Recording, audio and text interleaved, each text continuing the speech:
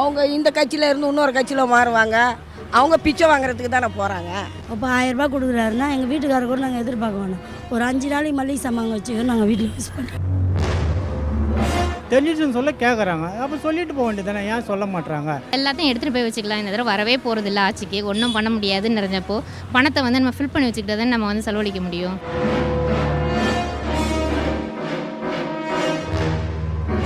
வடசென்னையில நடந்த விழாவில் பேசின முதலமைச்சர் ஸ்டாலின் அவர்கள் கூட பிரதமர் மோடி வருகை பத்தி வருத்தி எடுத்துட்டாரு. தூத்துக்குடி கன்னியாகுமரியும் வெள்ளத்தில் வந்த போது மக்களை பார்க்க வராத பிரதமர் ஓட்டு கேட்டு மட்டும் வர்றது நியாயமா இருக்கா? பிரதமர் மோடி அவருக்கு எதிர்ப்பு தெரிவிக்கிற வகையில தான் காங்கிரஸ் கட்சி சார்பில் கருப்பு கொடியேந்தி ஆர்ப்பாட்டம் நடந்திருக்கு.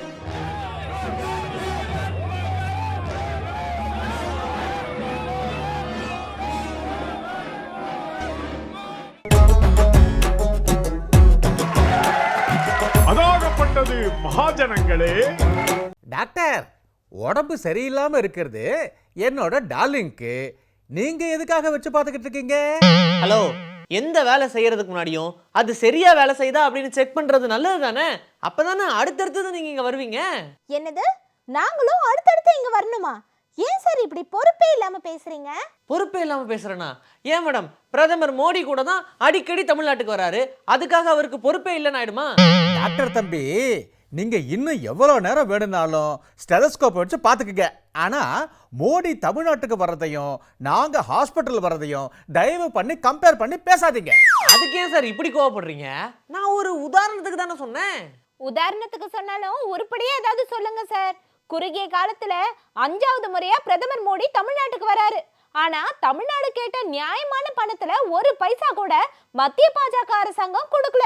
அவருக்கு தேவை ஓட்டு, அவ்வளவுதான். தமிழ்நாடு கேட்ட நியாயமான பணத்துல ஒரு பைசா கூட கொடுக்கலையா? ஓ, மழை வெள்ளத்தால பாதிக்கப்பட்ட மக்களுக்கு 37,000 கோடி ரூபாய் தமிழ்நாடு அரசாங்கம் கேட்டுச்சே, அதை பத்தி சொல்றீங்களா? ஆமா தம்பி, தமிழ்நாட்டை பல விதங்கள்லயும் வஞ்சித்து வர்ற பிரதமர் மோடி 5வது முறையா கன்னியாகுமரிக்கு வந்திருக்காரு. அவருக்கு எதிர்ப்பு தெரிவிக்கிற வகையில தான் காங்கிரஸ் கட்சி சார்பில் கருப்பு கொடியேந்தி ஆர்ப்பாட்டம் நடந்திருக்கு. சட்டப்பேரவை காங்கிரஸ் தலைவர் எஸ் ராஜேஷ்குமார் அவர்கள் தலைமையில் நடந்த இந்த ஆர்ப்பாட்டத்தில் விஜய் வசந்த் எம்பி அவர்களும் மற்றும் கட்சி நிர்வாகிகள் ஈடுபட்டாங்க.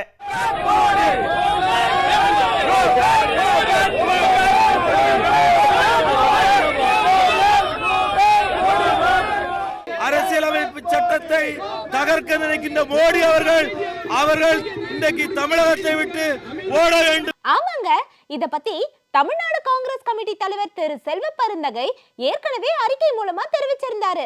வடசென்னையில நடந்த விழாவில் பேசின முதலமைச்சர் ஸ்டாலின் அவர்கள் கூட பிரதமர் மோடி வருகை பத்தி வருத்தி எடுத்துட்டாரு. பாத்தீங்களா?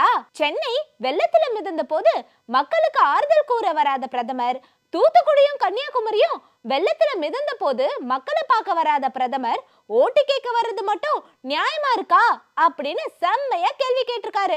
அது மட்டும் இல்ல, குஜராத் மக்கள் வெள்ளத்தால பாதிக்கப்பட்டப்ப அன்னைக்கே ஹெலிகாப்டர்ல போய் பார்த்து நிவாரண நிதி கொடுத்தாரே, குஜராத்துக்கு அன்னைக்கே நிதி தருவதும் தமிழகத்துக்கு 3 மாசம் சென்ற பிறகும் நிதி தர மனம் இல்லாம போவதும் ஏன்?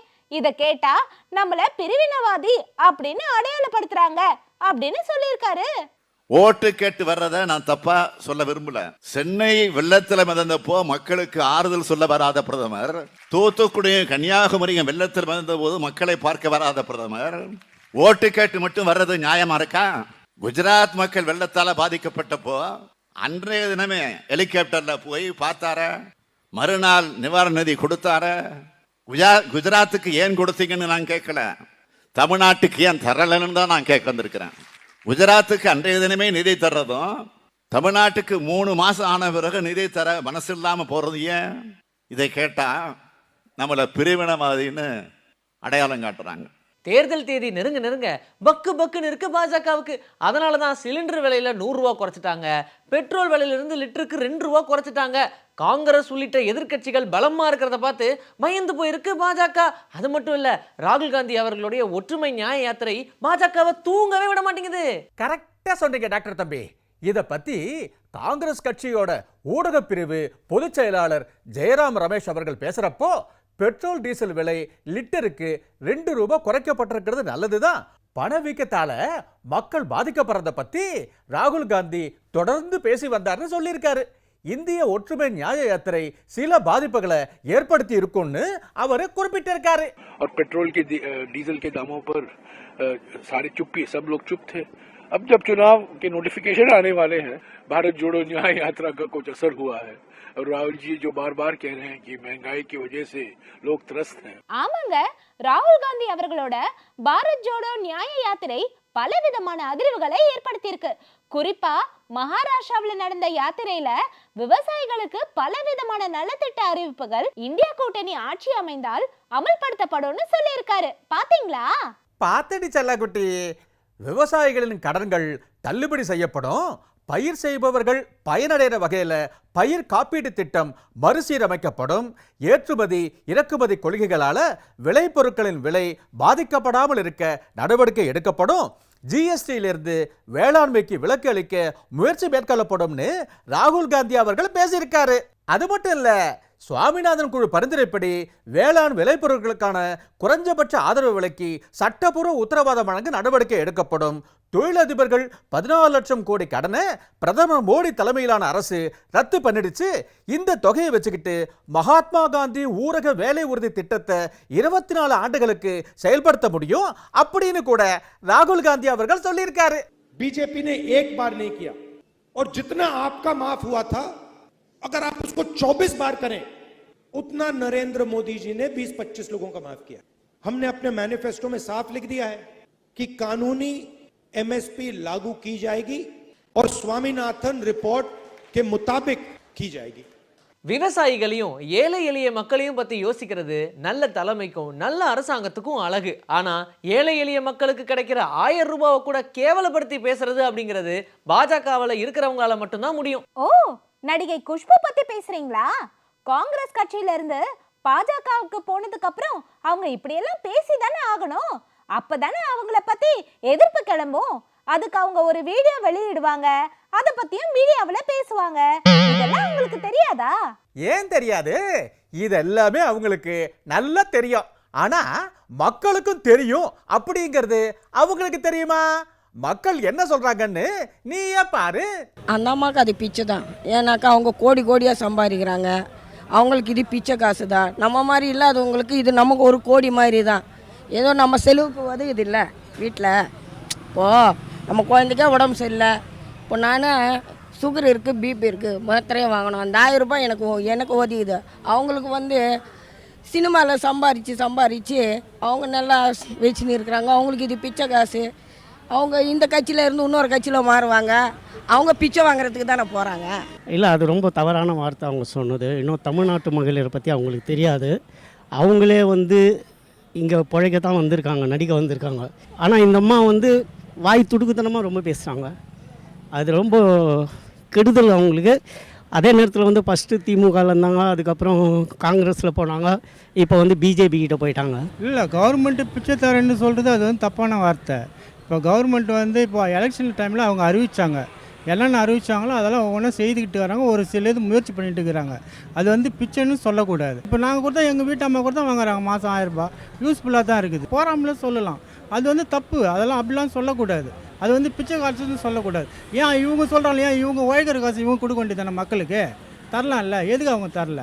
அப்புறம் ஏதோ செய்கிறாங்களா, இவங்களால செய்யலனாலும் சரி, செய்கிறவங்கள குறை சொல்லக்கூடாது. பிச்சை கிடையாது, எவ்வளோ பேர் கஷ்டப்படுறோம் இல்லையா? அந்த 1000 ரூபா என்னவோ பேரண்ட்ஸ் கையில் வாங்குற 1000 ரூபா மாதிரி தெரியுது. அது மாதம் வருமானத்தில் எவ்வளோ குறைவாக இருக்க பெண்களுக்கும் யூஸ்ஃபுல்லாக இருக்குது. அவங்க என்ன நல்லா ஜாலியாக இருந்துக்கிட்டு ஜாலியாக வாழ்கிறவங்களுக்கு என்ன அது 1000 ரூபா பற்றி என்ன தெரியும் சொல்லுங்கள் பார்க்கலாம். அவங்களுக்குலாம் தெரியாதவங்க ஐயர் அஃபிஷியலாக இருக்கிறவங்களுக்கு என்ன தெரிய போகுது? ஜாலியாக நடிச்சுக்கிட்டு ஜாலியாக இருக்கிறவங்களுக்கு பணத்தோட அருமை என்னன்னு தெரியாது இல்லையா? ஒரு நாள் ஏழை மக்களாக வாழ்ந்து பார்க்க சொல்லுங்க. இல்லை, 1000 ரூபாங்கிறது ஒரு கொடுத்துக்கிறது நல்ல விஷயந்தான். குஷ்பு இது புதுசு இல்லை. அவங்க இதுக்கு மாதிரி ஐடிக்கு போட்டி நிறையா பேசியிருக்காங்க. குஷ்பை பற்றி அவங்க பேச்சே ஒரு மாதிரி தானேங்க. பிச்சைலாம் எதுவும் இல்லை அவங்க கொடுக்குறது, ஒரு உதவி தான். இப்போ கடை போட முடியல, அப்போ 1000 ரூபாய் கொடுக்குறாருன்னா எங்கள் வீட்டுக்காரர் கூட நாங்கள் எதிர்பார்க்க வேணாம். ஒரு 5 நாளைக்கு மளிகை சாமான் வச்சுக்கோ நாங்கள் வீட்டில் யூஸ் பண்ணுறோம். அவங்க சொல்கிறது தப்பு தான். பிச்சைன்னு எப்படி சொல்லணும்? தேர்தல் பத்திரங்களை வச்சு ஆயிரக்கணக்கான கோடி ரூபாய் குவிச்சு வச்சிருக்கிற கட்சியில இருந்துகிட்டு குஷ்பு இதுவும் பேசுவாங்க, இதுக்கு மேலையும் பேசுவாங்க. ஒரு பக்கம் அமலாக்கத்துறையை விட்டு மிரட்டி, இன்னொரு பக்கம் அந்த நிறுவனங்கள் கிட்ட தேர்தல் பத்திரம் மூலியமா பணம் வாங்குறது தானே பாஜகவோட ஸ்டைலு. ஆமாங்க, நான் கூட பார்த்தேன். தேர்தல் ஆணையம் வெளியிட்டிருக்கிற தேர்தல் பத்திரங்கள் பற்றிய விவரங்கள்ல அதிர்ச்சி தரக்கூடிய பல செய்திகள் வந்திருக்கு.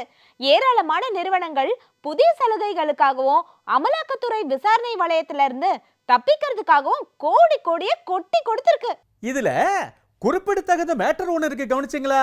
கோயம்புத்தூரை சேர்ந்த லாட்டரி தொழிலதிபர் மார்ட்டின் குடும்பத்திற்கு சொந்த நிறுவனமான future gaming and hotel service நிறுவனம் அதிகபட்சமா 1368 கோடி ரூபாய் மதிப்புக்கு பத்திரங்களை வாங்கியிருக்கு. இந்த நிறுவனத்துல 2 வருஷங்களுக்கு முன்னாடி அமலாக்கத்துறை சோதனை நடத்தின விஷயம் இதுல கூர்ந்து கவனிக்க வேண்டிய விஷயம். கூர்ந்து கவனிக்க இதில் இன்னும் நிறைய விஷயங்கள் இருக்கு சார். மிகப்பெரிய கட்டமைப்பு திட்டத்துக்கான ஒப்பந்தத்தை பெற்றிருக்கக்கூடிய ஹைதராபாத்தின் மெகா இன்ஜினியரிங் நிறுவனம் 966 கோடி ரூபாய்க்கும், ஸ்டெர்லைட்டை நடத்துகிற வேதாந்தா நிறுவனம் 398 கோடி ரூபாய்க்கும், சுனில் மிட்லனின் 3 நிறுவனங்களும் 246 கோடி ரூபாய்க்கும், பஜாஜ் ஆட்டோ 18 கோடி ரூபாய்க்கும் தேர்தல் பத்திரங்களை வாங்கியிருக்கு. இந்த மாதிரி கம்பெனியோடைய லிஸ்ட் நீண்டுகிட்டு போய்கிட்டே இருக்கு. ஒட்டுமொத்த கட்சிகள் மத்தியில பாரதிய ஜனதா கட்சி மட்டும் 60% பணத்தை தேர்தல் பத்திரங்கள் மூலமா வாங்கி இருக்கிறது தெரிய வந்திருக்கு. இது ஒரு கூட்டு சதி அப்படின்னு குற்றம் சுமத்தப்பட்டிருக்கு. அமலாக்கத்துறை சிபிஐ மாதிரி நிதி நிறுவனங்களை எல்லாம் பாஜக எதுக்கு பயன்படுத்துது அப்படிங்கிறது வெட்ட வெளிச்சமாயிடுச்சு. இத பத்தி காங்கிரஸ் கட்சியோட ஊடக பிரிவு பொதுச் செயலாளர் ஜெயராம் ரமேஷ் அவர்கள் பேசியிருக்காரு. அதுல நீ சொல்ற மாதிரி கூட்டுச்சதி அப்படிங்கிற வார்த்தையை பயன்படுத்தி இருக்காரு. நான் தேர்தல் பத்திரங்களை பத்தி ஒரு சின்ன பகுப்பாய்வு பண்ண அதுல தேர்தல் பத்திரங்கள் எப்படியெல்லாம் தவறா பயன்படுத்தப்பட்டிருக்குன்னு தெரிய வந்திருக்கு. 60% தேர்தல் பத்திரங்கள் பாஜகவுக்கு போயிருக்கு. அமலாக்கத்துறை, சிபிஐ மற்றும் வருமான வரித்துறை எப்படியெல்லாம் தவறா பயன்படுத்தப்பட்டிருக்கு அப்படின்னு அந்த ஆய்வு மூலமா நான் வெளிப்படுத்தியிருக்கேன். நன்கொடை கொடுத்தவங்க அரசு ஒப்பந்தங்கள், திட்டங்கள் மூலமா பலன் அடைஞ்சிருக்காங்க. இது ஒரு கூட்டுச்சதி அப்படின்னு அவர் குற்றம் சுமத்தி இருக்காரு. सिर्फ इलेक्टोरल बॉन्ड के रास्ते से बीजेपी के लिए कई रास्ते हैं. सिर्फ इलेक्टोरल बॉन्ड के रास्ते से 6000 करोड़ रुपया मिला है. உச்சநீதிமன்றம் தேர்தல் பத்திரங்களை ரத்து பண்ணி எஸ்பிஐ வங்கி உடனடியாக அதை வெளியிடணும்னு உத்தரவு பிறப்பிக்கலன்னா இதெல்லாம் நம்ம நாட்டு மக்களுக்கு தெரியாமலே போயிருக்கும். ஒரு பக்கம் மிரட்டி, இன்னொரு பக்கம் பணம் வாங்கி, அதை இன்னொரு பக்கம் விளம்பரத்துக்கு செலவு பண்ணி தேர்தலில் லாபம் பார்க்குற பாஜகவோட மோசடி இப்போ அம்பலமாயிருக்கு. இவ்வளவு கடுமையா உச்சநீதிமன்றம் நடந்துகிட்ட பிறகும் இன்னும் முழுமையா எஸ்பிஐ வங்கி தகவல்களை வெளியிடலையே. என்னது, இன்னும் எஸ்பிஐ வங்கி முழுமையா தகவலை வெளியிடலையா? ஆமாங்க, தேர்தல் பத்திரங்கள் தொடர்பான உச்சநீதிமன்ற தீர்ப்புல திருத்தம் கூறி தலைமை தேர்தல் ஆணையம் தரப்புல மனு தாக்கல் செய்யப்பட்டிருந்துச்சு. அதை விசாரிச்ச உச்சநீதிமன்ற நீதிபதிகள் தேர்தல் பத்திர விவரங்களை எஸ்பிஐ வங்கி முழுமையா வெளியிடாதது ஏன், பத்திரங்களோட பிரத்யேக எண்ணை ஏன் குறிப்பிடப்படவில்லை அப்படின்னு கேள்வி எழுப்பினாங்க. தேர்தல் பத்திரத்தோட எண்கள் தான் அதனை வாங்குபவர்களையும் நன்கொடையை பெற்றவர்களையும் இணைக்கக்கூடியது. அதை கொடுத்தாதான் விவரங்கள் முழுமை பெறும். எனவே அதனை வங்கி தெரிவிக்க வேண்டும்னு உத்தரவு போட்டிருக்காங்க. அடுத்த விசாரணை வர 18ஆம் தேதிக்கு ஒத்தி வைக்கப்பட்டிருக்கு. தேர்தல் பத்திரங்கள் மூலமா பெரிய பெரிய நிறுவனங்கள் பாஜகவுக்கு பணம் கொடுத்ததை பத்தி மக்கள் என்ன சொல்றாங்கன்னு தெரியுமா? நீங்களே பாருங்க. இல்லை, எல்லாம் முறைகேடு தான். அவங்களுக்கு சுயநலத்துக்காக அவங்க அதை மாற்றி அவங்க ஒரு சட்டமாக இயற்றி எஸ்பிஐ வந்து கொஞ்சம் கோல்மால் பண்ணி ஏதோ பண்ணியிருக்காங்க. இப்போ வந்து தேர்தல் கமிஷன் இதுவும் வந்து அவங்க தான் நியமிக்கிற ஆளாக இருக்கிறாங்க. எல்லா வீட்டுக்கும் ரைடு போகுது. உங்கள் கட்சியில் இருக்கிறவங்க வீட்டுக்கு மட்டும் ஏன் ரைடு போக மாட்டேங்குது? அது வந்து நான் மக்களை வந்து தட்டி கேட்டாக்கா அவங்களுக்கு கொஞ்சம் உறக்கும். கேட்டால் சொல்ல வேண்டியதுன்னு, அதுக்கு எதுக்கு சொல்ல மாட்டுறாங்க? இதில் என்ன இப்போ எல்லாமே ஓப்பனாக இப்போ அவங்க கொடுத்தது கொண்டது எல்லாமே தெரிஞ்சிடுச்சு அப்படின்றாங்க. தெரிஞ்சிடுச்சுன்னு சொல்ல கேட்குறாங்க. அப்போ சொல்லிட்டு போக வேண்டியதுதானே, ஏன் சொல்ல மாட்டுறாங்க? தேர்தல் ஆணையங்கிறது அரசாங்கம் சம்மந்தப்பட்டது கிடையாது, அது வேறு. தேர்தல் பத்திரத்தை வச்சு வாங்கியிருக்காங்க அப்படிங்கிறது கோர்ட்டு கேட்கணும், கொடுக்கணும். அவங்க கொடுக்கல அப்படின்றப்ப என்ன காரணம், அதில் என்ன உள்நோக்கம் இருக்குது அப்படின்றது நமக்கு தெரியல. அவங்க இதை எப்படி சொல்லுவாங்க வாங்கினதை பற்றி? சுருட்டிட்டு ஓடி போயிடலாம் எவ்வளோ முடியும் அப்படின்னு சொல்லிட்டு அதை எல்லாத்தையும் எடுத்துகிட்டு போய் வச்சுக்கலாம். இந்த தடவை வரவே போகிறதில்ல ஆட்சிக்கு, ஒன்றும் பண்ண முடியாதுன்னு நிறைஞ்சப்போ பணத்தை வந்து நம்ம ஃபில் பண்ணி வச்சுக்கிட்டு நம்ம வந்து செலவழிக்க முடியும். அமலாக்கத்துறை, சிபிஐ இது எல்லாத்தையும் மத்திய பாஜக அரசாங்கம் தவறான முறையில் கையாண்டு தன்னோட கஜானாவை நிரப்பிக்கிட்டதா காங்கிரஸ் கட்சியோட தலைவர் மல்லிகார்ஜுன கார்கே உள்ளிட்ட பல தலைவர்கள் குற்றம் சாட்டி இருக்காங்க. அதிகமா பணம் கொடுத்த 30 நிறுவனங்கள்ல 14 நிறுவனங்கள் அமலாக்கத்துறை சோதனைக்கு உள்ளானதாகவும், இந்த சோதனைகள் நடந்து ஒரு சில நாட்கள்லயே தேர்தல் பத்திரங்கள் மூலமா பண பரிவர்த்தனை நடந்திருக்கிறதாவும் இப்போ தெரிய வந்திருக்கு. சார், இதுல நம்ம தமிழ்நாட்டுக்காரரான மார்ட்டினுடைய பங்களிப்பு தான் மெய்சிலுக்க வைக்குது. நாடு முழுக்க இப்ப அவரோட பேர் தான் அடிபட்டுக்கிட்டு இருக்கு. 1368 கோடி ரூபாய்க்கு தேர்தல் பத்திரத்தை வாங்கி முதல் இடத்தை பெற்றிருக்காரு. அவருக்கு எவ்வளவு பெரிய மனசு. நீங்க அவரை பாராட்டும் போதே மக்களோட வயித்தெரிச்சல் எப்படி இருக்கும்னு புரியுது. மார்ட்டின் எதுக்காக இவ்வளவு பணம் கொடுத்து தேர்தல் பத்திரத்தை வாங்கி இருக்காருன்னு தெரியுமா? அதான் அமலாக்கத்துறை சோதனைன்னு டாக்டர் சொன்னாரே. அதனா விளக்கமா சொல்ற கேளு. சிக்கிம் மாநில அரசோட லாட்டரி சீட்டுகளை முறைகேட அச்சடித்து வித்து பணம் சம்பாதிச்சதா மார்ட்டின் மேல புகார் எழுந்தது. இதுக்கப்புறமா வருமான வரித்துறை மற்றும் அமலாக்கத்துறை அவருக்கு சொந்தமான இடங்கள்ல பல்வேறு காலகட்டங்கள்ல சோதனை மேற்கொண்டு கோடிக்கணக்கான மதிப்பு கொண்ட அசையும் மற்றும் அசையா சொத்துக்களை ஏற்கனவே முடக்கி வச்சாங்க. கடந்த வருஷம் மே மாசம் மட்டும் அவருக்கு சொந்தமான இடங்கள்ல அமலாக்கத்துறை சோதனை மேற்கொண்டு 456.86 கோடி ரூபாய் சொத்துக்களை முடக்கி வச்சாங்க. ஷபா, இப்பவே கண்ணு கட்டுதே. ஓ, அப்ப உங்களுக்கு கண்ணுல தான் பிரச்சனையா? நான் கூட உங்க இதயத்துல பிரச்சனைன்னு தான் இந்த ஸ்டெத்தஸ்கோப்பை போட்டு வந்தேன். என்னது, இதயத்துல பிரச்சனைன்னு ஸ்டெதஸ்கோப்பை போட்டுட்டு வந்தியா? யோ, நீ என்னையா சொல்ற? நீ உண்மையிலேயே டாக்டரா இல்ல போலி டாக்டரா? போலி டாக்டர்னு கேவலமாலாம் பேசாதீங்க. என்னதான் போலியா இருந்தாலும் டாக்டர் அப்படின்ற ஒரு வார்த்தை வருது இல்ல? அப்படின்னா நீங்க போலி டாக்டரா? டார்லிங் பட்டு, உனக்கு இன்னுமா என்ன அடையாளம் தெரியல? நான் தான் உன் பக்கத்து வீட்டு பரமசிவம். உன் இதய துடிப்புல என் பேர் பரம்ஸ்னு வருதான்னு கேட்கறதுக்காக தான் இந்த டாக்டர் வேஷத்தை போட்டு வந்தேன். என் டாக்டர் வேஷம் வேணா போலியா இருக்கலாம், ஆனா என் காதல் போலி இல்லம்மா, போலி இல்ல. போலி இல்லனா சப்பாத்தியா? இருங்க, என்னைக்காவது நீங்க இப்படி எல்லாம் டயலாக் பேசிருக்கீங்களா? அவர் பாருங்க எவ்வளவு அழகா பேசுறாரு. டேய், எனக்கு ஹார்ட் அட்டாக் வர மாதிரியே இருக்கு. சீக்கிரமா போய் ஒரு உண்மையான டாக்டர் கூட்டு வாங்கப்பா. அப்பா, நெஞ்சு வலிக்குதே.